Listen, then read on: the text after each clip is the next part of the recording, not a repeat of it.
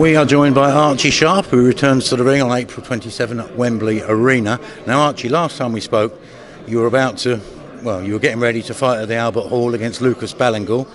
A few days later, the fight had fallen out of bed. Perhaps you can explain what happened? Yeah, so basically, when we spoke, I was injured and nothing was being released just yet. I just wanted to see how I was in the gym and if I could be in the gym, and unfortunately I couldn't, and I ended up being out of the gym for about 4 weeks of not doing a thing. So the fight had to be cancelled, do you know what I mean, because of health reasons. Can you say the nature of the injury, or is it sort of a bit of a dodgy one? I don't want to get too far into it, but unfortunately I was injured. I come down with an illness. Basically, I was out of the gym for 4 weeks, so that's not great preparation for a title defence.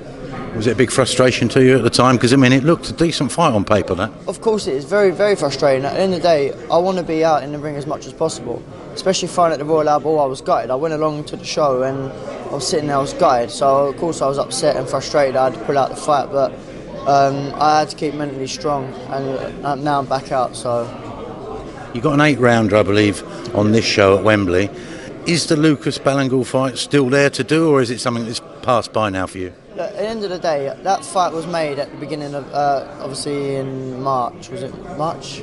Beginning of March, yeah. So that's the defence I was going to have, and then move on straight onto a title defence. Unfortunately, now we're going to be at the end of April.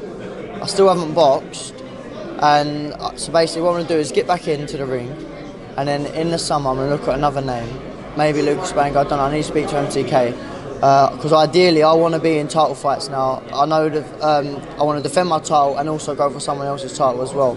I want more titles and I want bigger fights. I'm not saying that fight is not happening.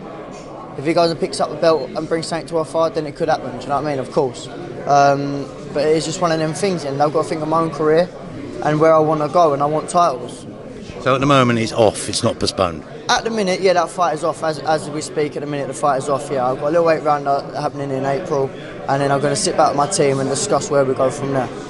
Is it simply a case of bigger fish to fry now? Yeah, it is at the end of the day, because I know people say the same thing about me. I was in that position with Leon Woodstock, that's granted, yeah, but I've been dedicating my craft to this game since I was 7 years old. I've won multiple national titles, so I deserve to be in that ring. Not saying he doesn't, but what I'm saying is I've done what I do with Leon, I've got my belt, and now I want to go on for more belts. Ideally, but in the next year and a half, I want to be talking amongst like the world level fighters. No reason why that shouldn't happen, but first of all I'm going to ask you about a few other fighters at your weight. Apologies, we go over old ground as usual, but he's fighting this weekend. Sam Bowen, you hold the WBO European, yeah. He's got the Intercontinental. People might look at it and say, that looks a natural fight. What's your take on that? Exactly that, and I just chatted to someone and they were saying the same thing. Listen, Bowen fight is going to happen, of course. We're both unbeaten, we're both under Frank, we're both top prospects. So that fight is going to happen. When it's going to happen, I'm not too sure, but it's going to happen 100% in the future. So yeah, we'll see. I see you done an interview and they're talking about Scott Quigg, so they're chucking names up there. Obviously he wants to go on to bigger. I'm looking at, I've named a couple things like Lee Selby out there. There's a few names that I'm looking at as well. Sam Bowen is amongst them names, but we'll see what happens. Do you rate him? Well, Sam Bowen, yeah. Great fighter. I'm a great fighter. We're both great fighters, so we make a great fight. Be an interesting clash of styles as well, wouldn't it? 100%. He's a strong fighter, and I'm a very classy fighter. So at the end of the day, I think what will happen is there'll be another Woodstock fight all over again. I know he's stronger than Woodstock, but I'm getting stronger every day. Do you now see Zilpha Barrett and Leon Woodstock as lagging behind? Yes, 100%. I don't even need to mention their names anymore. I know Leon's out there trying to get rematches. They're both unbeaten. They're both beaten fighters, so why don't they box each other and do what they've got to do? And then once they start getting belts and titles, they can jump up in the mix with us. For your career now, obviously this getting back in the swing of things aside, is it big fights only now? Are they just the only fights you want regardless of the risk involved? Ideally, yes. I know obviously I'm fighting on an 8-rounder in April, but due to obviously injury, illness and things that have happened, I need to get in there, see how everything is, to get straight back out for a big fight.